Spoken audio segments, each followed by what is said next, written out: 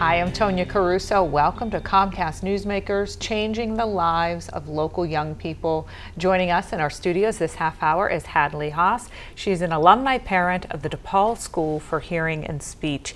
Thank you for coming in and talking with us today. Thank you so much for having me. So you had not one child, but two children who attended DePaul. Yes, my sons Declan, who is now 8, and Bennett, who are 6, both attended DePaul. They're both profoundly deaf and have bilateral cochlear implants, but they're now fully mainstreamed into our neighborhood schools. And so that is an amazing thing when you think about that. And there's so much to your story in terms of you really sought out DePaul. You weren't living here at the time. Nope, we were living in Chicago at the time. And my older son was diagnosed late. He passed his newborn hearing screening and wasn't diagnosed with hearing loss until he was 2. So we had a lot of ground to make up for him, and we wanted to make sure that we were doing the most we could for him. And so we researched all of our options. We were living in Chicago. There was an auditory oral school or listening and spoken language school, but it was far out in the suburbs and was not publicly supported. So we came here to visit family, toured DePaul, saw that it was a certified listening and spoken language school that also had on-site audiology, and we really felt like that was the best we could do for our kids, was to move here, be close to family, and enable our kids to attend DePaul. Right, and when you think about DePaul and when you tell folks about it, what do you say? What has this school meant to your children and your family in their approach across the board? Sure, well, it's, like I said, a listening and spoken language school, of which there are only 45 in the United States. And so what that means is they take an integrated approach, a very structured approach, with speech language pathologists, listening and spoken language educators, on-site audiology, physical therapists, and occupational therapists, and that whole team works with that child to create an integrated plan, an individualized plan for what that child needs.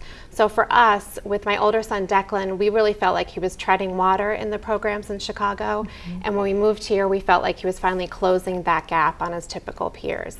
Nobody that was working with him in the school that we initially started with in Chicago thought that he would be mainstreamed in first grade, and that's what we wanted for him.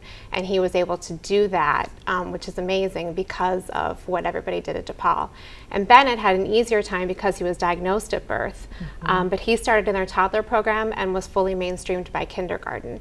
So what they've done is just invaluable to us. And so what is life like for your boys today, and were they sad to leave? They were sad to leave. They still have some good friends that they talk about that we see from time to time, but they were going from our home. It was about a 35-minute bus ride to Shadyside from our home. So it was a long day for them, and it's nice for them to be back in the community with friends from the neighborhood, friends that they play baseball with every week. And they're very comfortable in their schools now. Right. And so a new campaign is underway. It is. And tell me a little bit about that. Well, you can see my sons. They couldn't be here today because, of course, they're at school, but you can see them talking and goofing off a little bit on the DePaul website. It's speakmiracles.org. And there are a bunch of other kids there as well, speaking and showing everybody how well they're doing now in their mainstream lives. And there'll be billboards throughout the city and different children featured.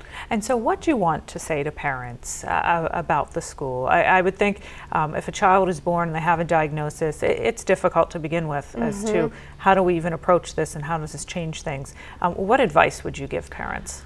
I think it's important to take time to think about your choices and what you want for your child, what your goal is for your child. For me, my goal was that my child have every opportunity that any other child have.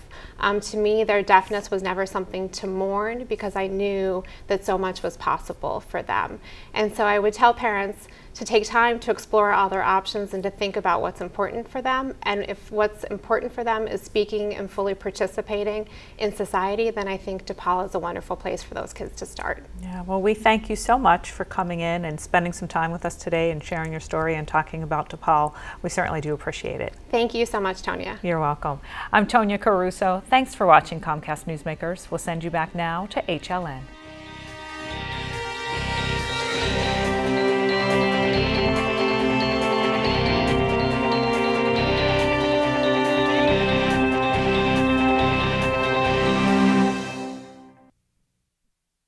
What time does the school bus come? Or 2, but my mom's on.